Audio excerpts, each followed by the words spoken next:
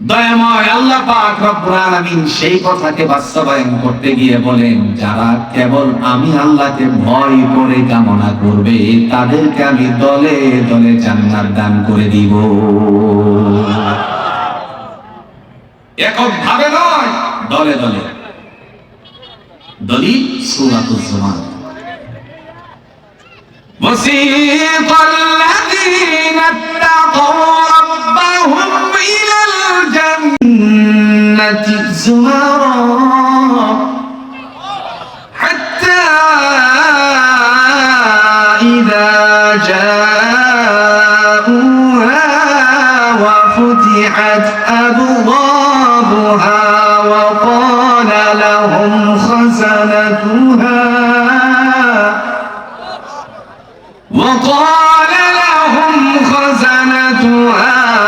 سلام عليكم طبتم فادخلوها خالدين।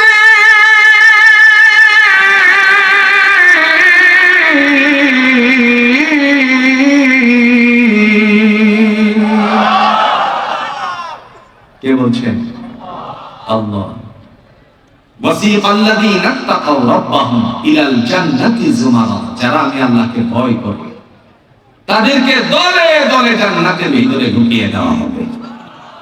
এই জন্য ভাইরা আমার, দয়াময় রব্বুল আলামিন তিনি বলেন দলে দলে তাদেরকে জান্নাতের ভিতরে ঢুকিয়ে দেওয়া হবে। হাত্তা ইযা জাউহা ওয়া ফুতিহাত আবওয়াবুহা, যখন জান্নাতের নিকটবর্তী হবে তাদের সমস্ত দরজাগুলো, জান্নাতের দরজাগুলো আমি আল্লাহ খুলে দিব। সুবহানাল্লাহ। ডেকে বলা হবে ওয়াকালা লাহুম খাজানাতুহা, ভিতরে সাজানো গুছানো যত নিয়ামত আছে সবগুলো হলো তোমাদের। মুহূর্তের মধ্যে আবারও ডাক দিয়ে বলা হবে সালামুন আলাইকুম তিবতুম ফাদখুলুহা খালিদিন, প্রবেশ করো শান্তির ঘরে অনন্তকালের জন্য। বান্দা এবার পাটা উঠাবে। তাফসীরে উশিরে বর্ণনা আসছে, বান্দা পাটুকু উঠাবে ভিতরে প্রবেশ করানোর জন্য। মুহূর্তের মধ্যে তার মস্তিষ্কে ধরা পড়ে যাবে আমার আল্লাহ আমাদের সাথে সুন্দর করে একটা তারই গুণগান গাওয়ার জন্য ভাষা শিক্ষা দিয়েছিলেন। আমরা এখানে যারা এসেছি জুড়ে বলুন তো, হাসি মারলে পরে আমরা কিছু করিনি, কথা কন্যাকে করিনি। ছেলে গোল্ডেন ক্লাস করেছে, মেয়ে ক্লাস করেছে, বাবার কানে সংবাদ আসার পরে জোরে বলুন তো, বাবা শুধু মিষ্টি বিতরণই করে নাকি কিছু আওয়াজও দেয়? এই যে মারলেন আপনারা আলহামদুলিল্লাহ, জান্নাতীরা জান্নাতে প্রবেশ করার আগে এই আলহামদুলিল্লাহ ছাড়া প্রবেশ করবে না। সুবহানাল্লাহ বলেন। দলিল কোরআন। وقالوا الحمد لله الذي صدقنا وعده وأورثنا الأرض نتبوأ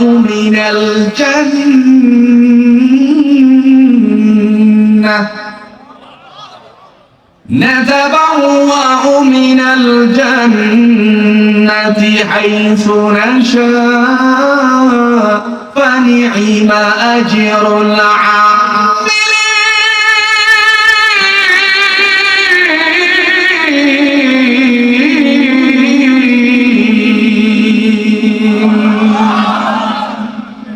কে বলবেন? বান্দা বলবে ওয়াকালু আলহামদুলিল্লাহ, আল্লাহ সমস্ত প্রশংসাগুলো তোমার। কেন তারা প্রশংসায় নিজেদেরকে মাতিয়ে তুলবে? তার পিছনে কারণ একটাই, দেখে বলবে আল্লাযী সাদাকানা ওয়া'দাহু ওয়া আওরাসানাল আরদা নাতাবাওয়াউ মিনাল জান্নাতি হাইসু নাশা। অঙ্গীকার করেছিলে দুনিয়ার জমিনে তোমারে ভয় করলে, তোমার আহকামাতগুলো পালন করলে, তুমি যে রব স্বীকৃতি দিয়ে কাজ শুরু করলে, তুমি জান্নাত দিবা। আজকে সমস্ত অঙ্গীকার বাস্তবায়িত হয়েছে, এই কারণে আমিও পড়ে নিয়েছি আলহামদুলিল্লাহ। প্রশংসা কার? আরো জোরে বলেন তো, প্রশংসা কার? সকল অবস্থায় প্রশংসা করতে হবে আল্লাহ। চুরি করার সময় নাকি কল্যাণকর কাজে প্রশংসা আমরা নিজেরা নিয়োজিত থাকবো ইনশাআল্লাহ। 2 নাম্বার আইটেম, কয়টা আইটেমের কথা বলছি? জাহান্নাম থেকে মুক্ত হওয়ার জন্য 4 প্রকারের অবস্থান থাকতে হবে। 2 নাম্বার, আল্লাহ বলেন ওয়া রাসূলিহি, যারা বিশ্বাস স্থাপন করবে আমার নবী মুহাম্মদুর রাসূলুল্লাহ সাল্লাল্লাহু আলাইহি ওয়াসাল্লাম, নবী মুহাম্মদ সাল্লাল্লাহু আলাইহি ওয়াসাল্লামের উপরে যে বিশ্বাস, আল্লাহ রাসূল বলছেন, ভালোবাসার ক্ষেত্র দিয়েও তিনি ঘোষণা দিয়েছেন, লা ইউমিনু আহাদুকুম হাত্তা আকুনা আহাব্বা ইলাইহি মিন ওয়ালিদিহি ওয়া ওয়ালাদিহি ওয়ান নাসি আজমাইন। কষ্টিং কালেও সে মুমিন হতে পারবে না যতক্ষণ না পর্যন্ত সে তার কিছু ব্যক্তিবর্গের নাম উল্লেখ করতে গিয়ে বলছেন, পিতা, মাতা, আত্মীয় স্বজন, নিজে, সকল কিছু থেকে এভরিথিং অবস্থার মধ্যে আমি আমার রাসূলকে যতক্ষণ না পর্যন্ত ভালোবাসবো সে পশ্চিমকালে মুমিন হতে পারবে না। কেন নবীকে ভালোবাসতে হবে? আল্লাহ পাক রব্বুল আলামিন তিনি কোরআনুল হাকিমের মাধ্যমে তার রাসূল সম্পর্কে ঘোষণা দিয়ে বলেন সূরাতুন নিসার 80 নম্বর আয়াতে, মাইয়ুতি'র রাসূলা ফাকাদ আতা আল্লাহ, যারা আমার নবীর হুকুম মান্য করলো তারা আমি আল্লাহকে মান্য করেছে। সুবহানাল্লাহ, রাসূলকে মান্য করতে হবে। আমাদের সমাজে অনেক মানুষ আছে যারা বলে হাদিস মানি না, শুধু কোরআন মানি। আপনি বলেন তো কোরআন থেকে আপনি যতটুকু বুঝছেন কোন জায়গায় গিয়ে ওষুধ খাবেন সেটা হাদিসের ব্যাখ্যা থাকতে হবে। যদি আপনি রাসূলুল্লাহর কথাগুলো না মানেন, এমন একটা পর্যায়ে আসতে পারে আপনি ধরা খেয়ে গেছেন। আচ্ছা আপনারা বলেন তো, আল্লাহ পাক রব্বুল আলামিন তিনি কোরআনে একটা সূরা অবতীর্ণ করেছেন যার নাম হলো সূরাতুল মুজাম্মিল। আল্লাহ বলছেন কুমিল লাইলা ইল্লা কালিলা, রাতের কিছু অংশ আমি আল্লাহর জন্য দাঁড়ান। এখন বলেন এই জায়গায় আল্লাহ কি বলেছেন? শুধুমাত্র দাঁড়ায় থাকতে নাকি? কথা কোন? আল্লাহ তো বলছেন কুমিল লাইলা ইল্লা কালিলা, রাতের কিছু অংশ আমি আল্লাহর জন্য দাঁড়ান। আপনি শুধুমাত্র এরকম দাঁড়ায় রইলেন, এটা কি আল্লাহ বলছে নাকি? এই কথা বুঝতে গেলে অবশ্যই আপনাকে হাদিসের অনুকরণ দেখতে হবে। তার মানে মুহাম্মদুর রাসূলুল্লাহ সাল্লাল্লাহু আলাইহি সাল্লামকে আল্লাহ পাক ঘোষণা দিয়েছেন, নবী আমার রাতের কিছু অংশ আমি আল্লাহর জন্য দাঁড়ান। তার মানে হলো আমি আল্লাহর সামনে আপনি সালাতে দণ্ডায়মান হয়ে যান। সুবহানাল্লাহ। ইসলাম বুঝবেন, কোরআন বুঝবেন, একটাকে বাদ দিয়ে নয়। আপনি সহিহ হাদিসগুলোকে অবশ্যই অবলম্বন করবেন। প্রিয় ভাইরা আমার, আল্লাহ পাক রব্বুল আলামিন তিনি ডাক দিয়ে বলছেন, পৃথিবীতে যারা আমি আল্লাহর ভালোবাসা পেতে চাই, নবীর আনুগত্য ছাড়া জোরে বলুন তো ভালোবাসা পাওয়া পশ্চিমকালেও সম্ভব নাকি? দলিল আছে? কথা কোন? দলিল আছে? দলিল কোরআনুল হাকিম। قل إن كنتم تحبون الله فاتبعوني يحببكم الله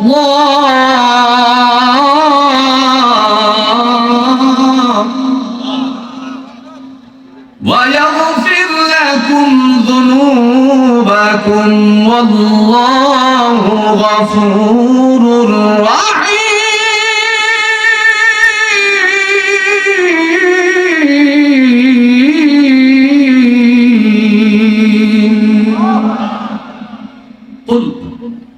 আপনি বলুন ইন কুনতুম তুহিব্বুনাল্লাহ, যারা আমি আল্লাহর ভালোবাসা পেতে চাই, ফাত্তাবিউনি, তারা যেন আপনার অনুকরণ করে। কি করে? কথা কথাকে কি করে? অনুকরণ করে। এখন আপনারা সাক্ষী দিয়ে বলেন তো রাসূলুল্লাহর অনুকরণ করতে গেলে রাষ্ট্রনায়কের প্রয়োজনীয়তা আছে কিনা? নবী মনে হয় রাজ্য পরিচালনা করে নাই, বিচার ব্যবস্থাপনা মনে হয় রাসূলুল্লাহ করে নাই। রাসূলের অনুকরণ করতে গেলে জোরে বলুন তো, হুকুম আল্লাহর বাস্তবায়ন হোক, এটা মনের থেকে শুধু নয়, বাস্তবায়নের জন্য আন্দোলন করা দরকার আছে কিনা?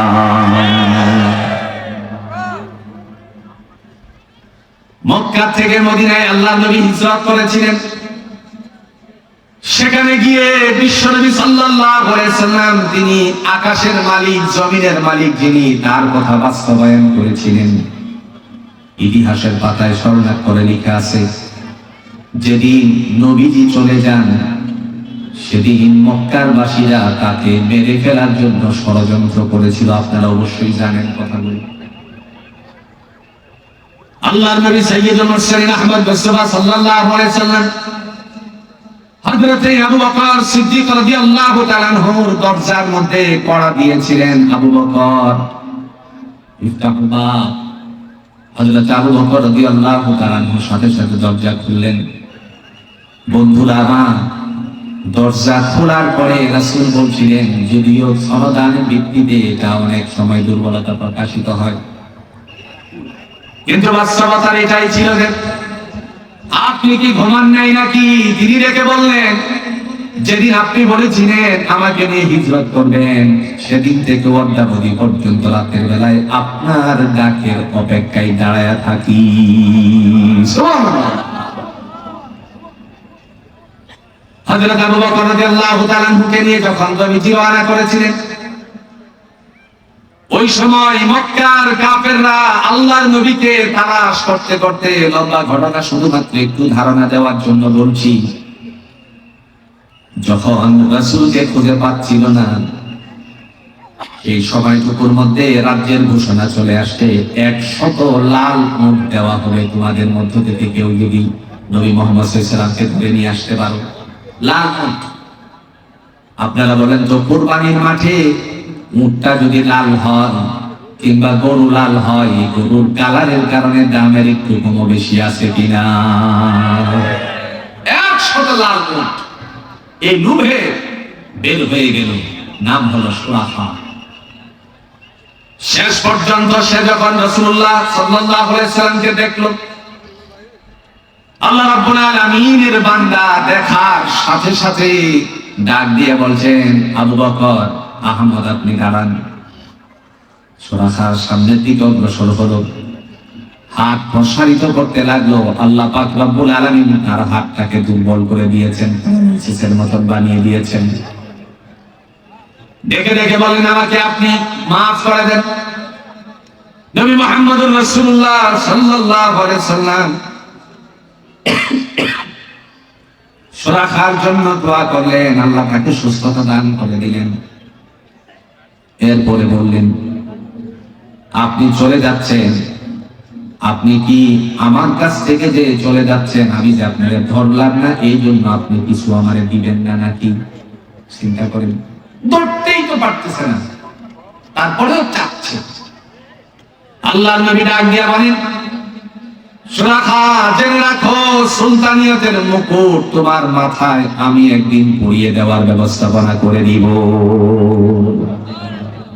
মনে মনে চিন্তা করলেন, হতেও পারে, নাও হতে পারে। আপনারা জানেন, ফাতহে মক্কার পরে মুসলমানদের জন্য অন্যান্য ধর্মের মানুষেরা তারা দলে দলে ইসলামে প্রবেশ করেছে। যারা বলেন ঠিক কিনা? রাষ্ট্র পরিচালনায় মুহাম্মদুর রাসূলুল্লাহ সাল্লাল্লাহু আলাইহি সাল্লামের চেয়ে উত্তম পরিচালক আর কেউ ছিল না। কিয়ামতের আগে আসে কিনা সন্দেহ আছে। কথা কোন না? আপনি যদি ইসলামকে দেখেন, আপনি যদি ইসলামের রীতিনীতিগুলো ধারণ করতে চান, তাহলে অবশ্যই তার দিকে নজর দিতে হবে। প্রিয় ভাইরা আমার, আমরা জানি মুহাম্মদুর রাসূলুল্লাহ সাল্লাল্লাহু আলাইহি ওয়াসাল্লাম সামাজিক ব্যক্তিত্ব কতটুকু ছিলেন, সামাজিক দিক থেকে কোরআনের মর্যাদা কি, কোরআনের কাজ কি, যদি আমরা জুমার দিনে খতিবের জবান থেকে শেষ আয়াতটুকু শুনি, তার অংশের ভিতরে জুড়ে বলুন তো সামাজিক কাজকর্ম করার কোরআনের দিক নির্দেশনা আছে কিনা? সামাজিক কাজ, সেটা কি? তিনটা কাজ করবে আদেশ, তিনটা করবে নিষেধ। তিনটা কি? তিনটা কি? আদেশ। আর তিনটা কি? নিষেধ। খতিব সাহেব জুমার দিনে আপনাদেরকে এই আওয়াজটুকু শুনিয়েছে।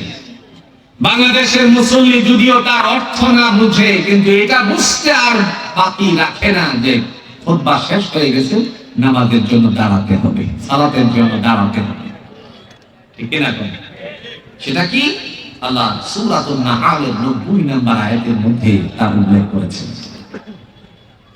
ইন্নাল্লাহা ইয়া'মুরু বিল আদলি ওয়াল ইহসানি ওয়া ইতা'i যিল কুরবা ওয়া ইয়ানহা 'আনিল ফাহশা'i ওয়াল মুনকারি ওয়াল বাগই يعظكم لعلكم تذكرون।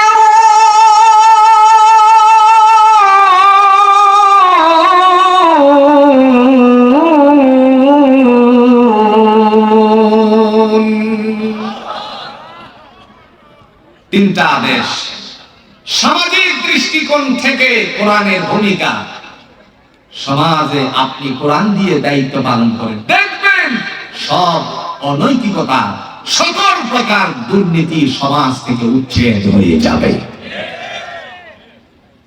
আল্লাহ বলেন, এক নাম্বার, আমি ন্যায়পরায়ণতাকে পছন্দ করি। কি পছন্দ করেন? সমাজে যদি ন্যায় প্রতিষ্ঠিত থাকতো, তাহলে সুদের আর চুরি করতে পারত কথা বল না, কেন রাহাজারি আর হতো না, চিন্তাই হতো না। মানুষ যদি মনে মনে চিন্তা করত আমাকে ন্যায় প্রতিষ্ঠা করতে হবে, তাহলে অবশ্যই অবশ্যই জুড়ে বলুন তো কোরআনের ভূমিকার প্রয়োজনীয়তা আছে কিনা?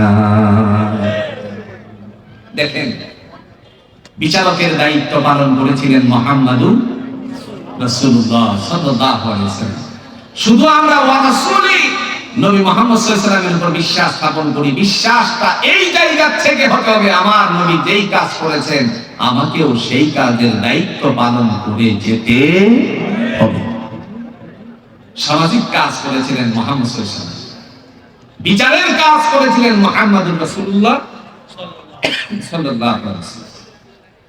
একদিন বিচারের কাজ করতে গিয়ে আল্লাহ রাসূল সাল্লাল্লাহু আলাইহি ওয়াসাল্লামের কাছে কুরাইশ বংশের একজন নারী চুরির অপরাধে কাঠগড়ায় সামনে আসছে। জুমার সালাত আদায় করার পর বিচার শুরু হয়ে গেছে। নবী মুহাম্মদ সাল্লাল্লাহু আলাইহি ওয়াসাল্লাম বিচার করবেন। এই সময় হযরত আবু বকর, ওমর রাদিয়াল্লাহু তাআলা আনহুমা দুইজনে মিলে সলা পরামর্শ শুরু করলো। হযরত আবু বকরের কাছে ওমর বলছেন, ভাই আবু বকর, একটু পরে যে নারী বিচার করা হবে সে তো কুরাইশ বংশের, যদি তার সামাজিকতা রক্ষা না হয়, তার মানে বিচারটা যদি একটু শিথিল না হয়, তাহলে তো ওই মহিলা কুরাইশ বংশে, রাসূলুল্লাহর বংশের ওই ইজ্জত চলে যাবে, নাক কাটা যাবে। হযরত আবু বকর রাদিয়াল্লাহু তাআলা আনহু বললেন, তাহলে কি করা যায়, কি করা যায়? মুহূর্তের মধ্যে ঘোষণা দিয়ে বলল, আজকে একজনের দ্বারা একটা সংবাদ পাঠানো সম্ভব। তিনি হলেন রাসূলুল্লাহ সাল্লাল্লাহু আলাইহি ওয়াসাল্লাম, যাকে অত্যাধিক ভালোবাসতেন, হযরত যায়েদ ইবনে হারিসা রাদিয়াল্লাহু তাআলা আনহুর সন্তান, তার নাম হলো উসামা। যেই মাত্র বললেন উসামারে পাঠানো যায়, তারপরে ডেকে আনা হলো। ওসামাকে বললেন, তুমি কি তোমার দাদার কাছে রাসূলুল্লাহর কাছে একটা সংবাদ পৌঁছাতে পারবে নাকি? তিনি বললেন, কি সংবাদ? কুরাইশ বংশের নারীর চুরির কারণে তার হাত কাটা দেওয়া হবে।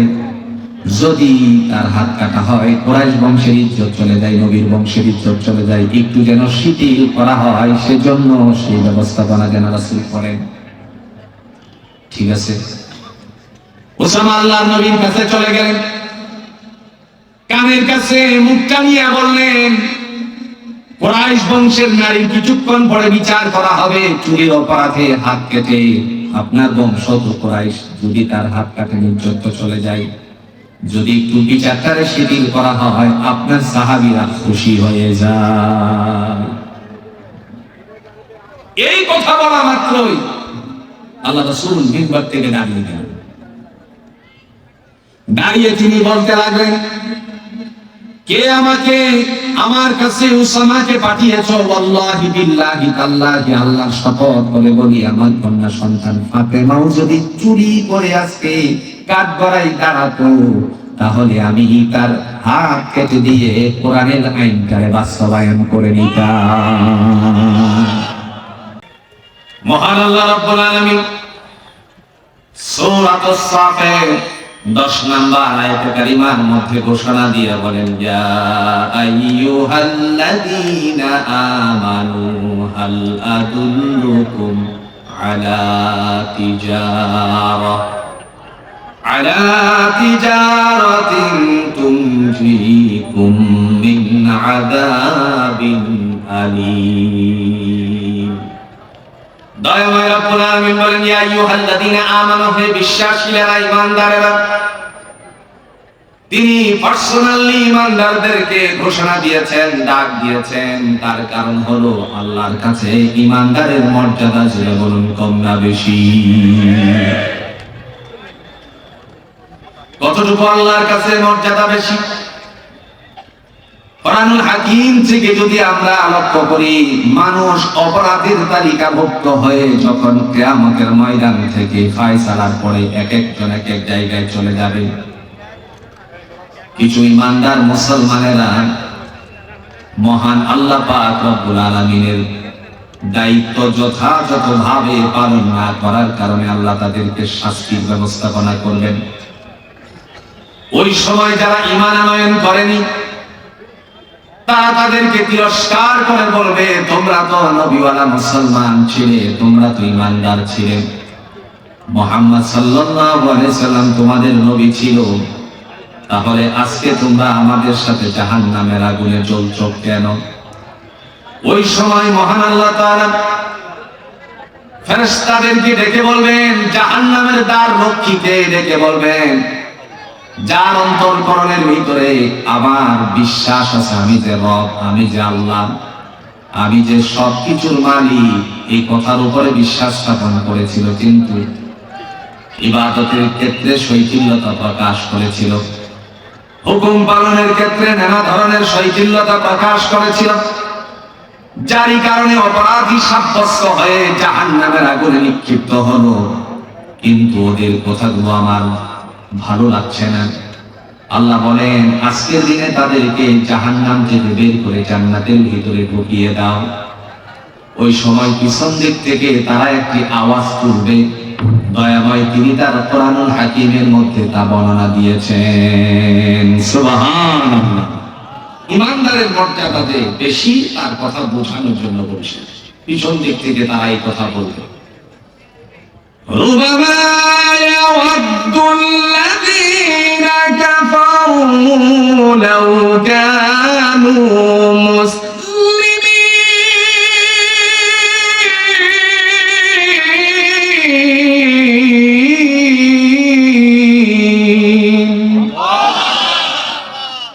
আক্ষেপ আফসোস, আজকে যদি আমরা মুসলমান হতাম তাহলে তোমাদের সাথে জান্নাতে প্রবেশ করতে পারতাম।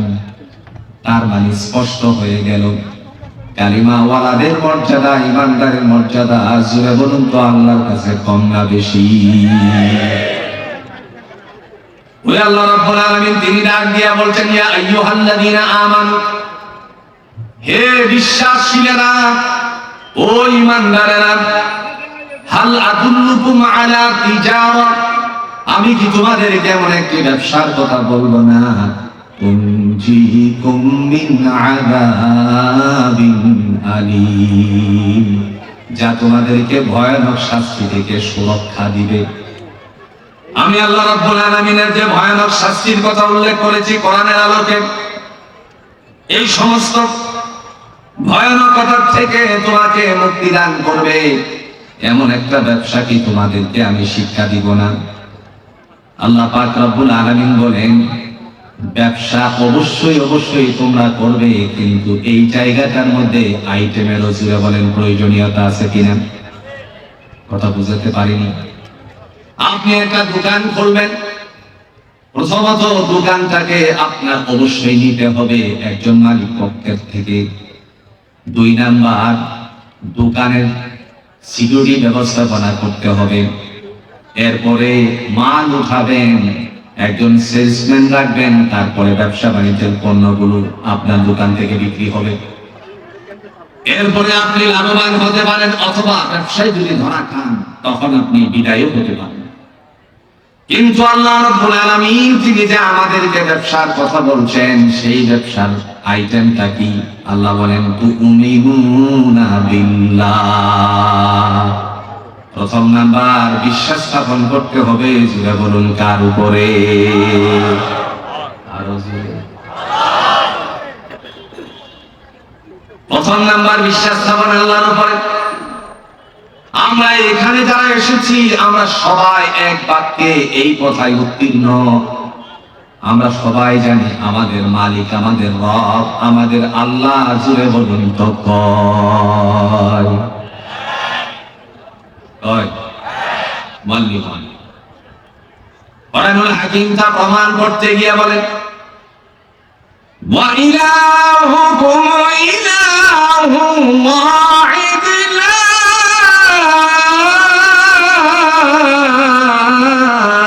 ইলাহা ইল্লা হুয়ার রাহমান লা إلا هو الرحمن الرحيم।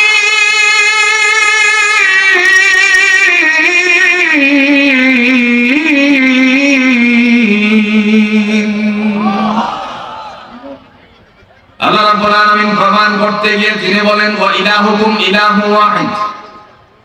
তোমাদের উপাস্য একমাত্র উপাস্য, লা ইলাহা ইল্লা হুয়া, তিনি ছাড়া আর কোনো উপাসনাকারী নাই। আমরা কোনো তন্ত্র মন্ত্রে বিশ্বাসী নয়। পৃথিবীর জমিনে তন্ত্র মন্ত্র বিশ্বাস করে। জোরে বলুন তো, এমন মুসলমান আছে কিনা? এমন মুসলমান আছে যারা মনে করে আমার বিশ্বাসী সব। কথা বল। বাংলাদেশে কমপক্ষে 13 জাতীয় নির্বাচনে আমরা লক্ষ্য করেছি পীরেদের পাওয়ার। কথা বল না কেন? বাংলাদেশে পীরদের পাওয়ার চলে গেছে। তার কারণ ফুয়ের শক্তি কমে গেছে। কথা বলেন না কেন?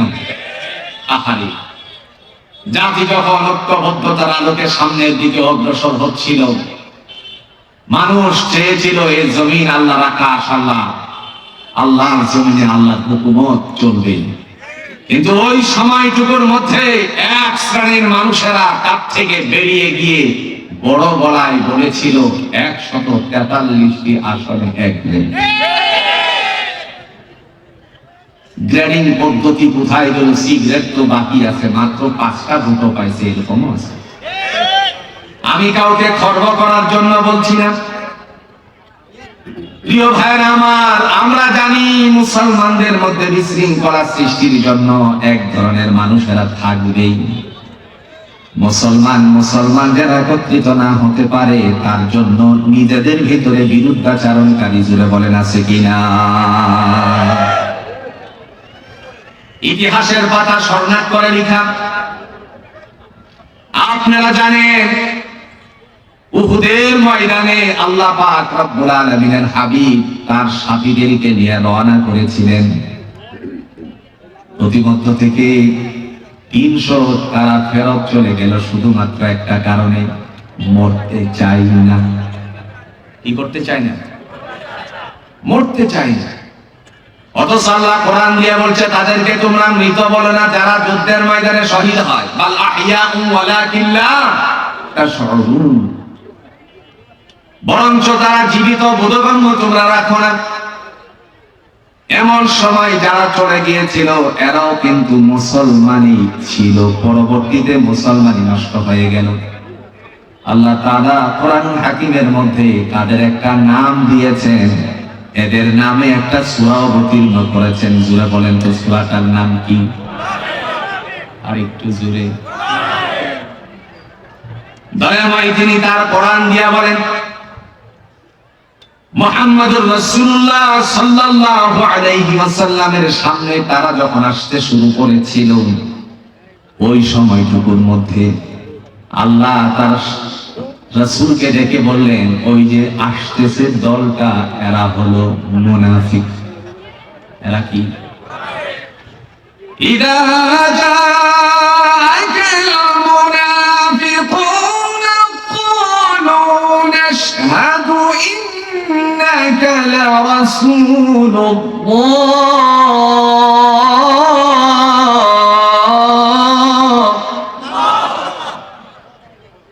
ওয়াল্লাহু ইয়া'লামু ইন্নাকা লারাসূলুহু ওয়াল্লাহু ইয়াশহাদু ইন্নাল মুনাফিকিনা লাকাযিবুন।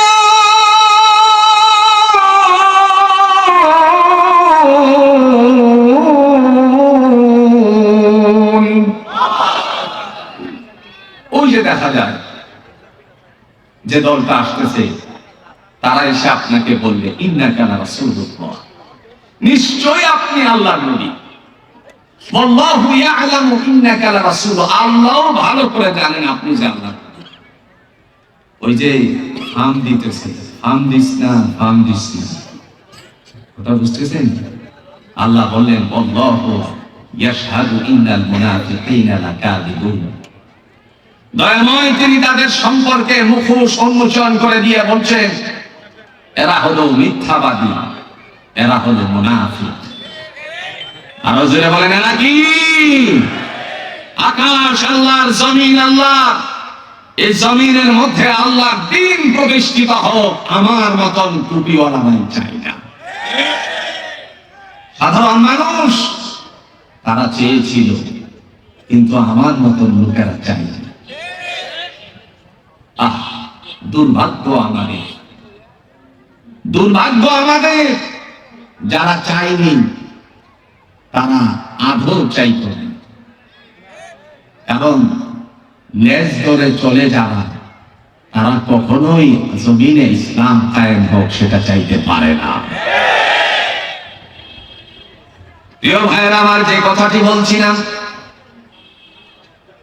মহান আল্লাহ পাক রব্বুল আলামিন তাদেরকে জাহান্নাম থেকে বের করে জান্নাতের ভিতরে যখন ঢোকাবেন, ওই মানুষগুলো আক্ষেপ সুরে বলবে, আফসোস, আজকে যদি আমরা মুসলমান হতাম তাহলে তোমাদের সাথে জান্নাতে প্রবেশ করতে পারতাম। এই জন্য কোরআনুল হাকিমে আল্লাহ সুবহানাহু ওয়া তাআলা ঈমানদারদেরকে পার্সোনালি ডাক দিয়ে বলেন, ইয়া আইয়ুহাল্লাযীনা আমানু, হে বিশ্বাসীরা, হাল আদুল্লুকুম আলা তিজারা, আমি কি তোমাদেরকে এমন একটি ব্যবসার কথা বলবো না যার দ্বারা জাহান্নাম থেকে মুক্তি পাওয়া যায়? তুনজিকুম মিন আযাবিন আলীম। প্রথম নাম্বার আইটেম হলো আল্লাহ বলেন তুমিনুনা বিল্লাহ, কেবল বিশ্বাস স্থাপন করতে হবে। জুড়ে বলুন তো কার উপরে? আল্লাহর উপরে বিশ্বাস স্থাপন করতে হবে, অগাধ বিশ্বাস। মাঝে মধ্যে মানুষ মিস্টেক করে, বলতে বলতে শেষ পর্যন্ত আল্লাহর উপর দোষারোপ করে বলে, আল্লাহ কি আমার ছাড়া কাউকে দেখে না? যত বিপদ আছে সব আমার উপরে। এরকম মানুষ আছে কিনা বলেন তো? পাশের বাড়ির মানুষ স্বাবলম্বী হচ্ছে, বিদেশে ছেলে পাঠানোর পরে একই সাথে দুইজনের ছেলেরে বিদেশ পাঠানো। একজনের ছেলে আকামা পেল, আরেকজনের তা পেল না। আকামা পেয়ে ধুমধাম সে কাজে নিয়োজিত। একটি পর্যায়ে দেখা যায় তার অবস্থা সচ্ছলতার দিকে যাচ্ছে, আর পাশের বাড়ির মানুষটা বলতেছে, আল্লাহ তুমি শুধু তেলের মাথায় তেল দাও। কথা বুঝতেছেন? আল্লাহ তুমি শুধু তেলের মাথায় তেল দাও, মানে যে স্বাবলম্বী হচ্ছে তারে আরো স্বাবলম্বী করছো, আমার দিকে তুমি তাকাও। আচ্ছা আপনারা বলুন তো, আল্লাহ যদি আমাদের দিকে না তাকাতেন তাহলে আমরা কি বাঁচতে পারতাম নাকি? বিগত দিনের কথা যদি আমরা মনে করি, তাহলে বাংলাদেশের করোনা আক্রান্ত হওয়ার পরে যেই হারে মানুষ মরার দরকার ছিল, এই হারে মরে নেই। কথা বল না কেন? এদেশের মানুষেরা একজন মানুষকে পাগল বলতো। তিনি একজন গবেষক, আমাদের অত্যন্ত শ্রদ্ধাভাজন ব্যক্তিত্ব, যিনি হলেন কাজী ইব্রাহিম সাহেব হাফিজাহুল্লাহ। তিনি বলেছিলেন বাংলাদেশে করোনা আসবে, করোনা সবাইরে ধরবে না, কিছু সংখ্যক মানুষকে ধরবে যারা দুনিয়াতে দুর্নীতি করছে। আপনারা সাক্ষী দিয়ে বলেন তো, দুর্নীতিবাজের সংখ্যা কি কমে গেছে নাকি? সেদিন জবাব দিতে হবে আল্লাহর কাছে, কে কোত্থেকে কি করেছিল। আমরা তো জানি, জানলেও বলি না, কারণ আমরা বাংলাদেশকে ভালোবাসি, লাল সবুজের পতাকার দেশকে ভালোবাসি, দেশের মানুষ শান্তিতে থাকুক। কিন্তু যেভাবে লাগছে এখন দেখা যায় রাস্তার মধ্যে বাইক নিয়ে যেভাবে চলার কথা ছিল এই ঈদে, এখন আর চলতে পারতেছে না, কারণ পাম্পে নাই কি। আরো জোরে বলেন, পাম্পে কি নাই? তেল নাই। এই তেল ফুরিয়ে গেছে, বাকিটাও আস্তে আস্তে করে নিভে যাবে। বাকিটা কি করবে? নিভে যাবে। যদি আমরা অন্যায় করি তাহলে অন্যায়ের সমস্ত প্রকার জবাবদিহিতা এদেশের মানুষের কাছে দিতেই হবে। এক হাসনাত আব্দুল্লাহ সারা বাংলাদেশের এমপিদের ঘুম হারাম করে ফেলেছে। এই খাজুর বিষয় নিয়ে, কি বিষয়? খাজুরের বিষয় নিয়ে হাসনাত আব্দুল্লাহ আমার ভাই, সে যখন হিসাব দিতে শুরু করলো, আচ্ছা আপনারা বলেন তো, ইতিপূর্বে এত এত খাজুর আসছে, আপনারা জানছিলেন কি ভাই? হাই হাই, আপনার কক্সবাজারের একজন চেয়ারম্যান সাহেব আরেকজনকে আপনার বয়স দিয়ে বলতেছে, এক হাসনাত আব্দুল্লাহ বড় বিপদে ফেলে দিছে, এখন সব খাজুরের হিসাব দেওয়া লাগবে। আচ্ছা কোন খাজুরটা আপনি খাচ্ছেন? এই যে আপনাদের মুহাদ্দিস সাহেব হুজুর বসে আছেন, বিভিন্ন দেশে আরব আমিরাতের মানুষেরা সদকা করে, যে সদকাতুল ফিতরের তারা খাজুর দিয়ে দেয়, এটা যদি এই ধরনের খাজুর আসে তাহলে তো এমপিরাও সদকা খাইছে। কথা বলেন না কেন? জনগণ তো সদকা দেওয়ার কথা ছিল, ফিতরা দেওয়ার কথা ছিল, সদকাতুল ফিতর দেওয়ার কথা ছিল, এগুলো নিজেরা বক্ষণ করে ফেলছে। বাংলাদেশের শ্রেষ্ঠতম ইসলামী হুকুমত কায়েমের উদ্দেশ্যে যিনি দুর্বার লড়াই করে যাচ্ছেন, বাংলাদেশ জামাত ইসলামী ডক্টর শফিকুর রহমান সাহেব, তিনি বলছিলেন আমরা যদি এমপি হই আমরা সরকারি গাড়ি ব্যবহার করব না। এখন সরকারি গাড়ি সবার জন্য যেমন মনে হচ্ছে বন্ধ হয়ে যাচ্ছে। প্রিয় ভাইরা আমার, আমরা বিশ্বাস স্থাপন করি এক আল্লাহর উপরে, তিনি আমাদের মালিক, যিনি গোটা পৃথিবীকে সাজিয়েছেন, তিনি একদিন এই পৃথিবীটাকে তছনছ করে দিবেন। সেদিন আমাদের সবার হিসাব দিতে হবে। যেদিন মানুষ একত্রিত হবে সেদিন সকলের হিসাব সকলকেই দিতে হবে। অনুপরিমাণ জাররা পরিমাণ, এই জাররার ব্যাখ্যা লিখতে গিয়ে রাসূলুল্লাহর বাড়ি, আপনারা যারা হজ করেছেন, দীর্ঘদিন সৌদি আরবে ছিলেন, উমরা করেছেন, আপনাদের জানা আছে, সাফা এবং মারওয়া সাই করার পরে যখন বেরিয়ে যায়, ছোট্ট দোতলা একটা বাড়ি আছে, যে বাড়িটা জায়গা হলো মুহাম্মদ রাসূলুল্লাহ সাল্লাল্লাহু আলাইহি ওয়াসাল্লাম সেখানে বসবাস করতেন। এটা মক্কার সবচেয়ে বড় লাইব্রেরি। এই লাইব্রেরিতে একটা ছোট্ট তাফসীর আছে। তাফসীরটার নাম হলো তাফসীরে উশীর। তাফসীরে উশীরে আমি এর ভিতরে গিয়ে দেখেছি যাররার ব্যাখ্যা লিখতে গিয়ে রাইসুল মুফাসসিরিন হযরত ইবনে আব্বাস রাদিয়াল্লাহু তাআলা আনহু তিনি বলেন, সরিষা পরিমাণ, শুধু সরিষাই নয়, এই সরিষা দানারে যদি ফাঁকি করা হয় 70 খণ্ডে খণ্ডিত হওয়ার পর এক খণ্ডের নাম হলো জাররা। আর একটু আস্তে করে সুবহানাল্লাহ।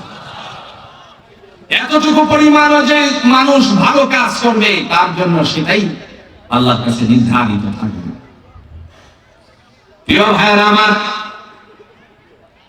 আল্লাহ বলেন তুমিনুনা বিল্লাহ, যারা বিশ্বাস স্থাপন করবে আমি আল্লাহর উপরে, তাহলে তিনি তাদেরকে জাহান্নাম থেকে নিষ্কৃতি দান করবেন।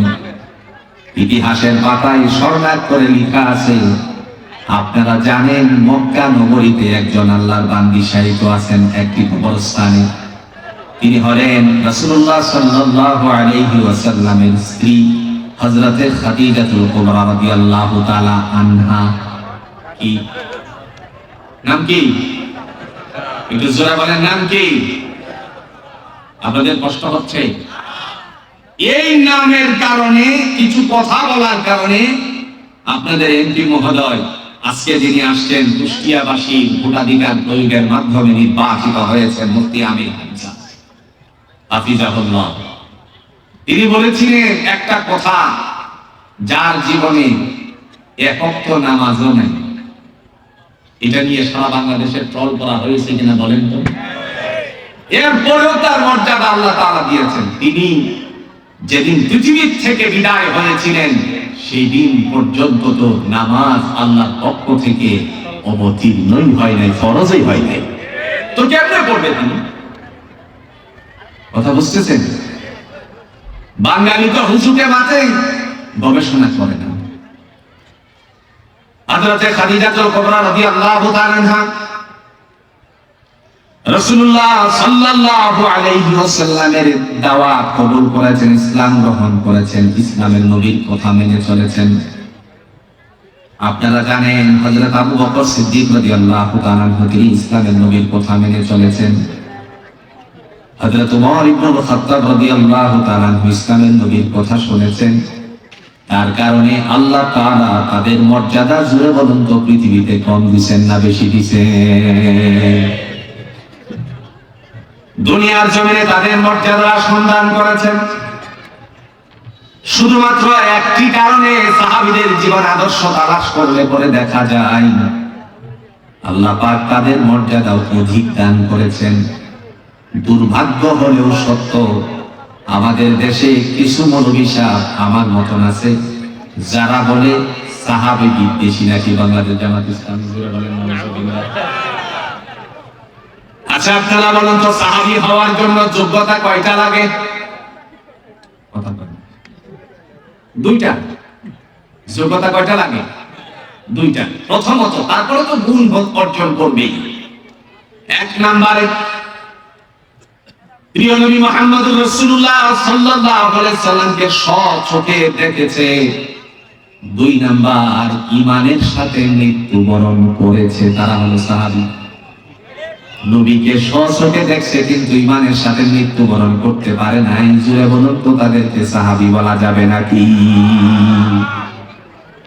ওয়াল্লাহ কসম বিল্লাহ, আল্লাহ শপথ করে বলছি ময়দানে হাসরে তাদের সাথে সাক্ষাৎ হবে যারা বলে বাংলাদেশ জামাত ইসলামী তারা সাহাবী বিদ্বেষী, তারা সাহাবীদেরকে মানে না, মেয়ের হক হিসাবে মানে না।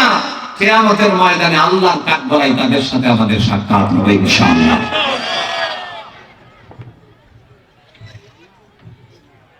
সাহাবীদের মাধ্যমেই তো ইসলাম পরবর্তী মানুষেরা বুঝতে পেরেছে। কোরআন দিয়ে আমরা শিখছি, কোরআন থেকে আমরা বুঝছি। প্রিয় ভাইরা, আল্লাহ রাব্বুল আলামিন যিনি ডাক দিয়ে বলেন যেই সমস্ত মানুষেরা ইমানদার হয়ে যায়, বিশ্বাসী আল্লাহর উপরে হয়ে যায়, তাদের মর্যাদা আমি আল্লাহ দান করে দিয়েছি। কেমন মর্যাদা দেখেন, আল্লাহ বলেন উলাইকা আলা হুদাম মির রাব্বিহিম ওয়া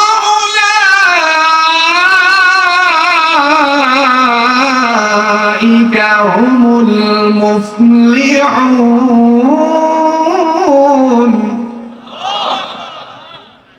এরাই হলো সফলতা অর্জনকারী, এরাই হলো কামিয়াব। এরা তারা কারা? এদের দলের তালিকাভুক্ত করতে গিয়ে আল্লাহ পাক শ্রেণীবিন্যাস করতে গিয়ে তিনি বললেন ওয়ান্নাবিয়িনা ওয়াস-সিদ্দীকিনা ওয়াশ-শুহাদা'i ওয়াস-সালিহিন। তারা হলো নবীদের দল, তারা হলো সিদ্দীকদের আসহাবদের দল, তারা হলো শহীদের দল, তারাই হলো কেবল নেককার ঈমানদারের দল। জোরে বলেন সুবহানাল্লাহ। এজন্য আল্লাহ রাব্বুল আলামিন তিনি ডাক দিয়া বলেন, যারা ইসলামকে নিজের ধর্ম হিসাবেই শুধু মেনে নেয়, আমলে পরিণত করেছে, বিশ্বাসশীল হয়ে ক্ষান্ত হয়ে যায় নাই, তদানুযায়ী জীবন গঠন করেছে, তাদের জন্য জুড়ে বলুন তো শুভ সংবাদ দান করেছেন কে? দলিল কোরআনুল হাকীম। আল্লাহ বলছেন وبشر الذين آمنوا وعملوا الصالحات أن لهم جنات تجري من تحتها الأنهار كلما رزقوا منها من ثمرة رزقا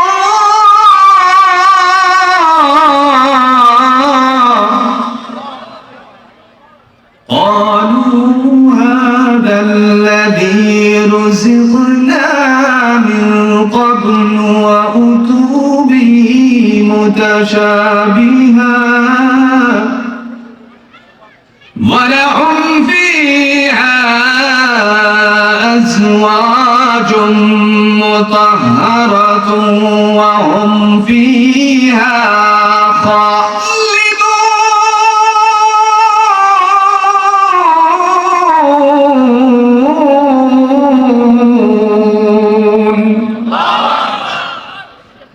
সুসংবাদ কে দিয়েছেন? কাদেরকে? তুমিনুনা বিল্লাহ। জাহান্নামের ভয়াবহতা থেকে যাদেরকে আল্লাহ নিষ্কৃতি দিবেন তারা হলো বিশ্বাস স্থাপন করেছে। জোরে বলেন কার উপরে? শুধু বিশ্বাস করলাম আল্লাহ তুমি এক, অদ্বিতীয়, তোমার সাথে কোনো শরীক নেই, কিন্তু আশা করলাম না আল্লাহ তোমার আকাশ, তোমার জমি। আকাশ কার? আরো জোরে বলেন না চিরদিন তোমার আকাশ, তোমার বাতাস। আকাশ কার? আরো জোরে বলেন কার? জমিন কার? আল্লাহ। যারা কামনা করে নাই আল্লাহ তোমার আকাশ, তোমার জমিন, এই জমিনের মধ্যে তোমার দিন কায়েম হোক, কিয়ামতের ময়দানে তাদের জবাবদিহিতা করা হবে। আমার ভাইরা, আল্লাহ রাব্বুল আলামিন তিনি এই কথাকে বাস্তবায়ন করার লক্ষ্যে জাতিকে বোঝানোর জন্য তিনি বলছেন যারা বিশ্বাস স্থাপন করবে আমার উপরে তারাই জাহান্নামের আগুন থেকে নিষ্কৃতি পাবে। রাসূলুল্লাহ সাল্লাল্লাহু আলাইহি ওয়াসাল্লামের ইতিহাস থেকে, রাসূলুল্লাহর হাদিস থেকে যদি আমরা চয়ন করি তাহলে এই কথা স্পষ্ট করে বুঝতে পারি, ইসলাম আছে যেখানে শান্তি আছে সেখানে ইসলাম নাই, শান্তি নাই। ওয়াত্তাকুল্লাহা ইন্নাল্লাহা খাবীরুম বিমা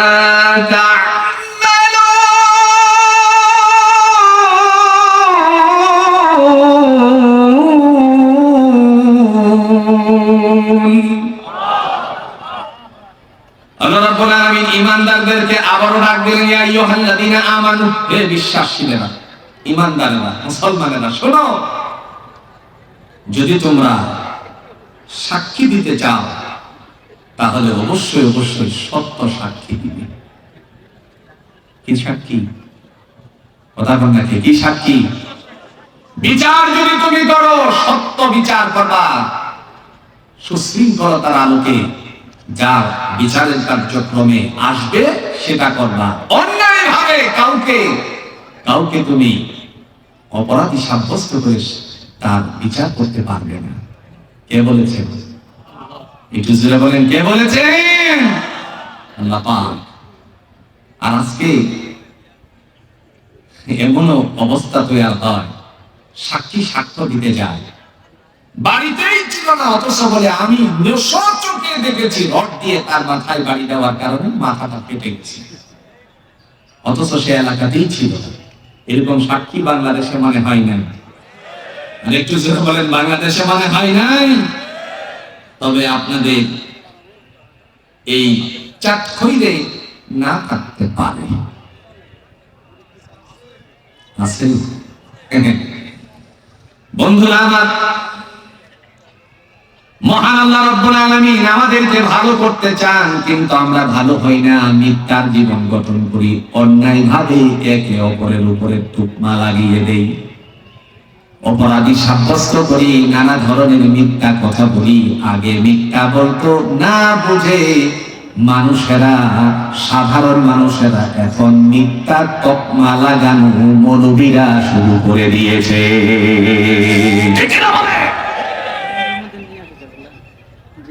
কি অবস্থা দেখেন, শুধু মিথ্যা মিথ্যা। বন্ধু, হিসাবের খাতা যেদিন টান দেওয়া হবে সেদিন মনে করেন ছোট ছোট মনে হয় হিসাব থাকবে না আমাদের, নাকি? কথা কোনটাকে থাকবে না?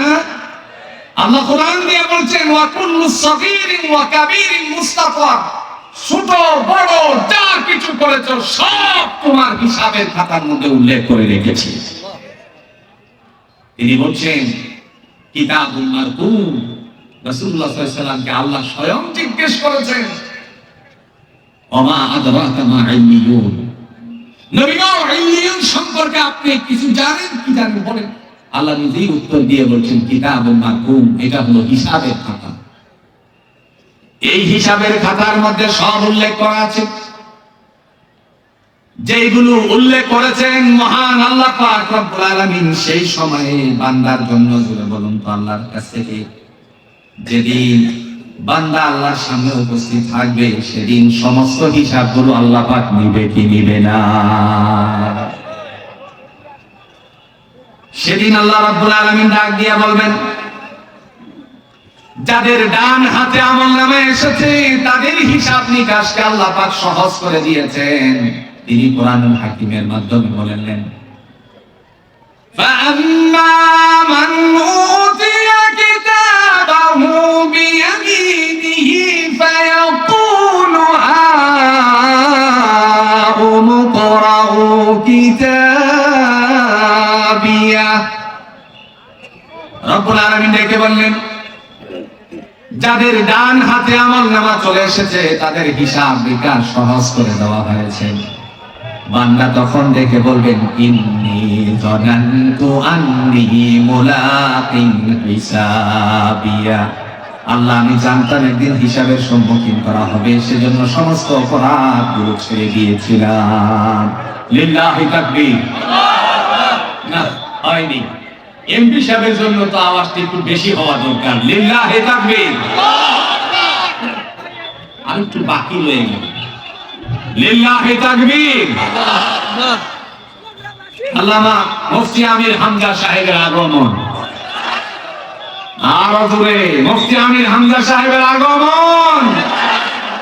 লিল্লাহি তাকবীর। আমরা তাকে নতুন মুখে দেখছি। কোন মুখে?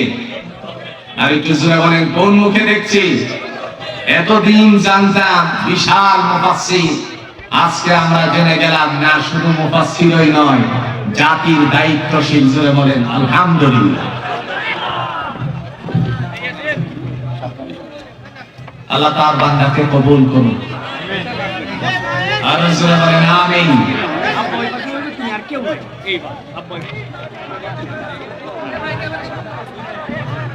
আল্লাহ সুবহানাহু ওয়া তাআলার পক্ষ থেকে তার বান্দাকে কবুল করো, সকলেই বলো না আমিন। ডেকে বলা হবে ইন্নী যানানতু আন্নী মুলাকিন হিসাবিয়া। বান্দা বলবে আল্লাহ আমি জানতাম একদিন হিসাবের সম্মুখীন করা হবে, সেজন্য তিনি সমস্ত অপরাধগুলো ছেড়ে দিয়েছিলেন। আপনারা বলুন তো, নবী মুহাম্মদুর রাসূলুল্লাহ সাল্লাল্লাহু আলাইহি ওয়াসাল্লামকে মানলে পরে এই জমিন যে আল্লাহর, আকাশ যে আল্লাহর, আইনটা যে আল্লাহর, চলবে না এটা বলার কোনো সুযোগ আছে? কথা বলেন না কেন? সুযোগ আছে? সুতরাং আমরা সদা সর্বদাই কামনা করব আল্লাহ যেন তার জমিনের মধ্যে তারই হুকুমতের বন্দোবস্ত করে দেন। আর একটু জোরে বলেন আমিন। জনগণ আপনার রায় দিয়েছেন, জনগণের রায় যথেষ্ট পরিমাণের দেওয়া হয়েছে, সব কথা বলতে চাই না, আমরা তা মেনে নিয়েছি। শুধুমাত্র বাংলাদেশের মানুষের ভালোবাসার স্বার্থে দেশ সুশৃঙ্খলতার আলোকে সামনের দিকে অগ্রসর হোক, সেই চিন্তা চেতনা করে তাকেই রাষ্ট্র সুন্দরভাবে পরিচালিত হোক, এই চিন্তাটাই মাথায় রেখে সব মেনে নেওয়া হয়েছে। আপনারা শুনেছেন আমিরে জামাতের পক্ষ থেকে বলা হয়েছিল আমরা সব কিছু নজরদারি করেছি, তারপরে সব মেনে নিয়েছি, যাতে করে জাতি সুন্দরভাবে জীবন যাপন করতে পারে। আমরা বাংলাদেশকে ভালোবাসি। গণতন্ত্রের গান গায় অনেকেই, অনেকেই অনেক কিছু বলে, বাস্তবিক পক্ষে তারা কতটুকু কি করে বা না করে কমপক্ষে এইবার আমরা লক্ষ্য করছি। ওই যে গতকালকে কি গেছে ভাই, কথা কন্যাকে কি গেছে? স্বাধীনতা দিবস। এই স্বাধীনতা দিবসের পালন করতে গিয়ে দেখলাম মোটামুটি বাংলাদেশের প্রত্যন্ত বিভিন্ন থানার মধ্যে মোটামুটি মারামারি পর্যন্ত হয়েছে, চেয়ারে বসা নিয়ে পর্যন্ত মারামারি হয়েছে। কথা বলেন ঠিক না? আর এই যে এমপি সাহেব, আপনাদের প্রিয় মানুষ, নতুন মুখে আমরা তাকে সম্বোধন করছি, তিনি আইসা চুপ করে বসে বসছেন। এই আদর্শ যদি নিতে হয় একমাত্র কোরআনের আলোকে নিতে হবে, এছাড়া কখনো নেওয়া সম্ভব না। একজন বসছে উপরে, আরেকজন নিচে বসছে, এ নিয়ে কোনো কৈফিয়ত নেই, নিজের ভিতরে কোনো ধরনের নানা কল্পনা কল্পনা নেই, কিন্তু সিনিয়র জুনিয়র নিয়ে হাইরে মারামারি। আমার মনে হচ্ছে আগামী দিন আল্লাহ জানি কি হয়। তবে সেদিন তিনি বলেছিলেন যে তাদেরকে লড়তে দেওয়া হবে না, আমরা পিছু টেনে ধরব। আমরা সেই দিনের অপেক্ষায় আছি, যেন এ দেশের মধ্যে জাতির সমস্ত আকাঙ্ক্ষা পূরণ হয়, সেই প্রত্যাশা রেখে আজকে এই তাফসীরুল কোরআন মাহফিলে যারা এসেছেন আমি সবাইকে ধন্যবাদ জ্ঞাপন করে, ইসলাম যেন শান্তির হয় সেটা আল্লাহ নিয়োজিত করে দিয়েছেন শান্তির ধর্ম হিসাবে, কিন্তু আমরা অশান্তি সৃষ্টি করছি। আল্লাহ যেন আমাদেরকে ইসলামের আলোকে সহি বুঝ দান করেন, সকলে বলুন আমিন। আল্লাহ যেন আমাদের সবাইকে আজকের এই